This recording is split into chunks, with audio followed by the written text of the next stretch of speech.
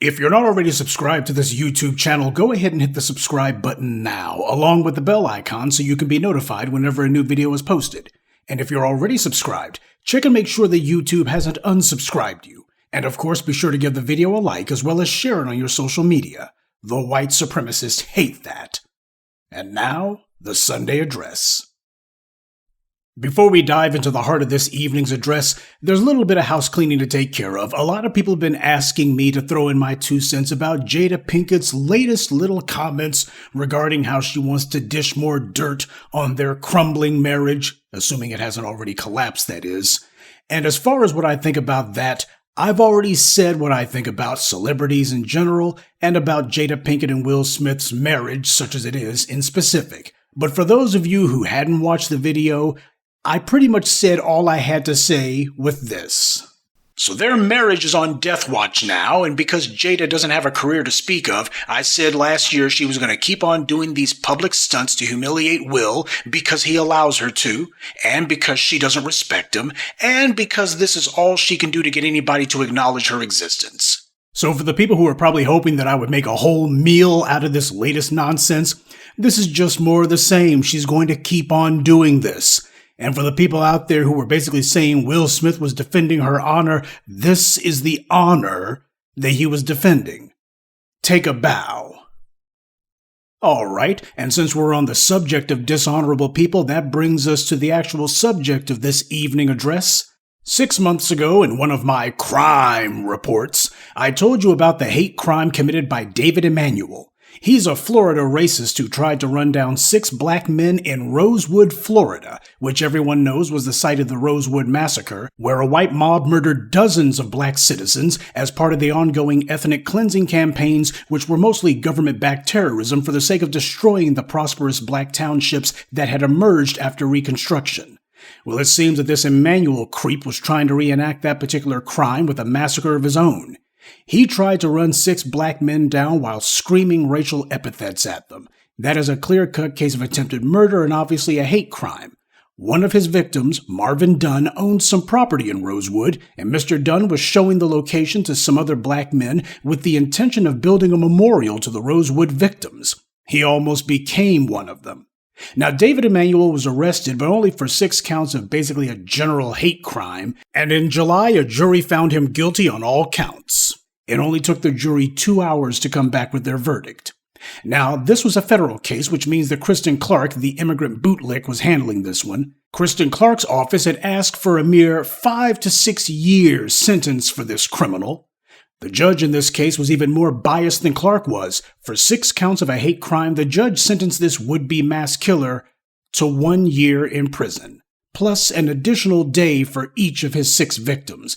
Now, you would think that would mean a year and 6 days, which is meaningless, but the judge decided to go a step further than that and said, well, the 6 extra days can be served concurrently, which means a year and 1 day. See, this judge was putting on a show of his contempt for black people, but he wasn't done tearing his behind yet.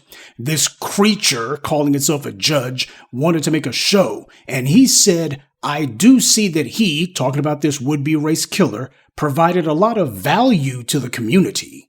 I don't think he's going to do something like this again. So apparently this judge is not only a liar, he's a lying fortune teller apparently. Just like the white media, whenever the offender is white, it doesn't matter how heinous the crime is, it's always treated as a chance to give the offender sympathy. That's what it's seen as. Let's show we can wrap our arms around this cold-blooded killer and show that we think that this is just an upstanding citizen. They just do nothing but praise them openly, and that's the point. They're cheerleading for these race terrorists. When the judge said that this race terrorist provided a lot of value to the community, it was his attempted 6 counts of mass murder that was the value that the judge was talking about. These judges, like these DAs and the police, they see themselves as support staff to these race terrorists. That's why I call them the irregular forces of white supremacy. People like this Emanuel creep. These are the non-uniform wearing operatives of anti-black violence. And these corrupt officials like this judge, they see themselves as supporting and protecting these terrorists, the same way that you would have support staff for a military who are supporting the uniformed members of the army. This racist puke calling himself a judge was wearing his contempt for the law on his sleeve. And this is why we need specifically a black hate crime law specifically for us. We need for the punishments for anti-black violence to be the harshest in the country because we are the most targeted group in the country. And the punishments must be mandatory so that slimy weasels like this corrupt racist judge can't give any acquittals from the bench, which is what he did with this case. Anytime someone tells you that the Asian hate crime law covers black people too, you remember this incident. There is no hate crime law that specifically covers black people, and there needs to be. This animal tried to kill 6 black people. It was a premeditated hate crime. He should have been looking at life in prison. It is a joke to just charge him with 6 hate crimes practically as misdemeanors. But they did that because the Injustice Department has an open policy that they don't punish white supremacists for harming black people. And to ask for 5 years is a joke. And for the judge to give this disease-ridden dog what amounts to time served is worse.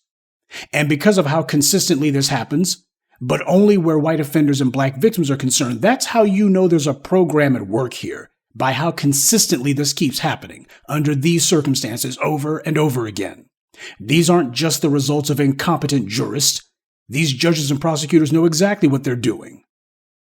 Now, there's also another aspect of this that makes the sentence worse. The prosecutors asked for a slap on the wrist. The judge gave a sentence that basically amounts to shaking the terrorist's hand. But it was the actions of Mr. Dunn himself that makes this a slap in the face. You see, last week, Mr. Dunn submitted a letter to the judge asking the court to show leniency to Emmanuel at sentencing. You heard me right. The victim of this hate crime, the man who owned the property that he was claiming he wanted to turn into a memorial to the victims of the Rosewood massacre, he actually wrote a letter to the judge saying, go ahead and cut this race terrorist a break. And the reason? Dunn said he wanted the country to move on from racial issues. Quote, for me, my faith requires forgiveness, and so I must. Forgive, forgive, forgive.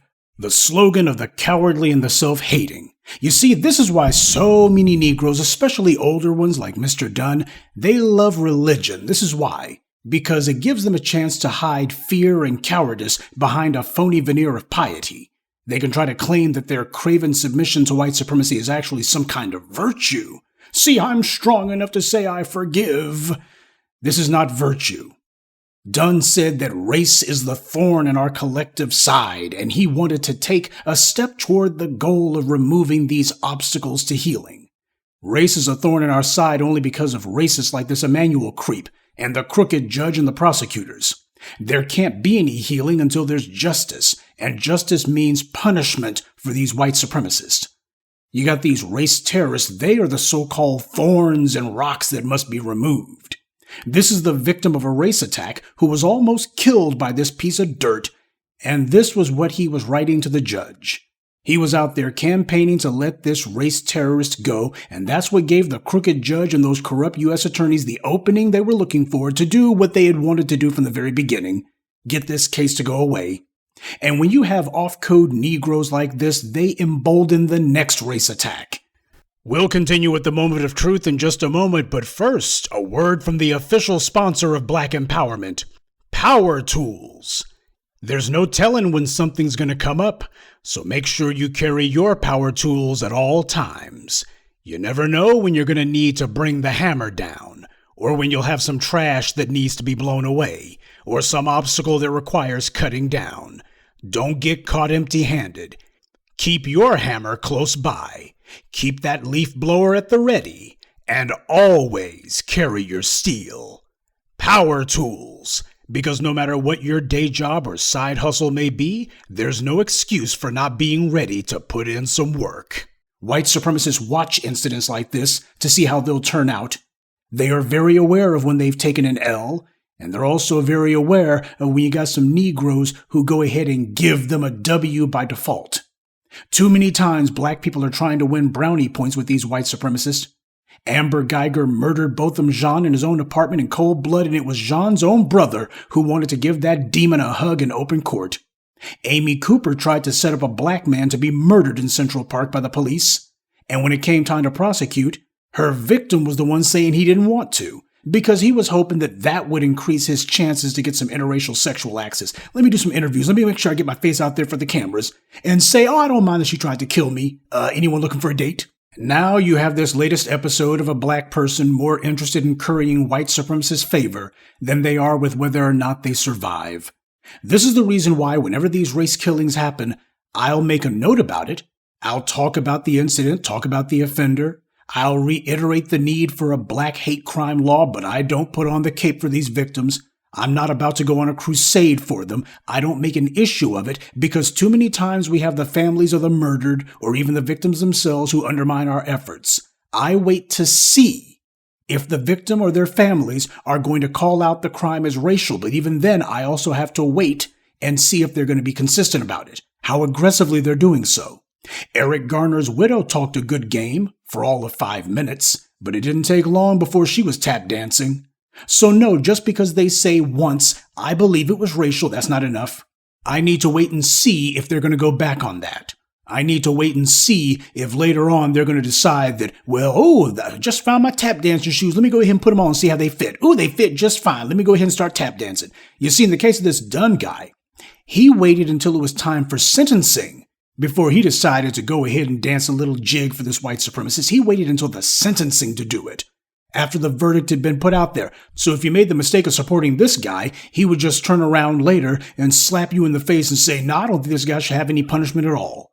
See, you look at what happened with Ahmaud Arbery. His mother and father were on a mission for justice. They were on a mission to have those murdering inbreds who killed their son put in a cage where they belong. And it wasn't a one-day thing for them. They were on it day in and day out. They made it a point to nail those animals in state court and then to stay on Kristen Clark's behind, and they didn't take their eye off of her when Clark was trying to make a side deal behind the family's back to give the murderers a cushy federal sentence. Ahmaud Arbery's parents were there in court to stop them. They didn't trust these bastards for a minute, and their suspicions were well grounded. They made it a point to speak out publicly and let the world know what Kristen Clark was trying to do. See, that's why I supported them. They proved that they were serious. I didn't have to wait until sentencing or something to see if they were serious. They showed that they were down from day one. So they got my support. It's a shame that even in the 21st century, after all we've gone through, we still have Negroes out here who are more interested in getting a pat on the head from a pack of racists than they are with their own survival. They endanger all of us, but they don't care. They'll try to play the game until these white supremacists fire them or pull a gun on them, and then they'll be acting like Omarosa and these other bootlicks, suddenly acting like they realize, oh, these white supremacists are white supremacists. That's part of the game that these two-faced people play. Make nice with the enemy in the hopes of getting in good with them. They think that by cutting these racists a break, these white supremacists will reward them socially. That's what they're trying to do. They're hoping that this will raise their social status in the eyes of white supremacy, but it doesn't work.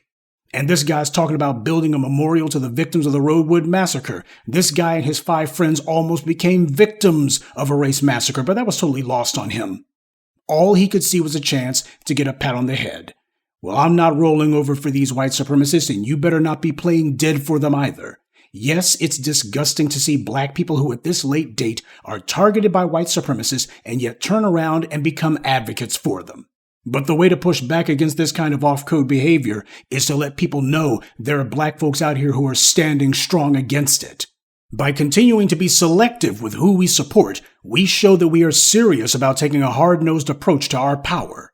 The judges can be corrupt and the victims can be cowardly, but if we stay on our square, call out the white supremacists and the Negroes who make excuses for them, then we can reduce the number of incidents like this. No, we're never going to get rid of all of these off-code Negroes because there's no cure for stupid. But the same way we've made our voices heard on other issues, we can also continue to drive and influence the discourse on this one as well.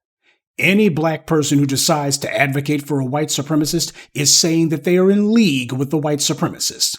And that being the case, they better hope their new pals speak up for them when things go wrong, because they won't get a peep of sympathy from us. Good evening, and be one. I'd like to take a moment to mention some of our contributors. Rahman Muhammad, Serge P121, Nadoro Emblem, Deep I904, and Tori Ellis. Salute to them and thank you to everyone for listening, liking, and sharing this message. Black empowerment only exists because of you.